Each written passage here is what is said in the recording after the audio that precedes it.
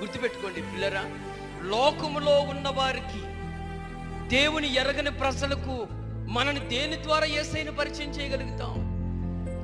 కేవలం ప్రేమ ద్వారానే. ఒకవేళ లోకంలో ఉన్న ప్రజలకు నువ్వు ప్రేమ ద్వారా పరిచయం చేయకపోతే యేసు ప్రభుని, వాళ్ళు ఎన్నటికీ యేసు ప్రభుని తెలుసుకోలేరు. కేవలం నీ మనసులో ఉన్న ప్రేమను వ్యక్తపరిస్తేనే తప్ప లోకంలో ఉన్న వారికి దేవుని ప్రేమ అర్థం కాదు. అర్థమవుతుందా? అర్థం కాదు. మార్తా, మరియా, లాజర్ వీళ్ళ కుటుంబం ఎటువంటిదంటే ప్రేమ కలిగిన కుటుంబం. రెండోది ఏంటో తెలుసా? ఆతిథ్యము చేయగలిగిన కుటుంబం. ఆతిథ్యము చేయగలిగిన కుటుంబం. ఏమండి, క్రైస్తవుల్లో ప్రేమ చల్లారిపోయిందండి ఈరోజు. ఏం చల్లారిపోయిందమ్మా? ప్రేమ చల్లారిపోయింది. ప్రేమ లేదు.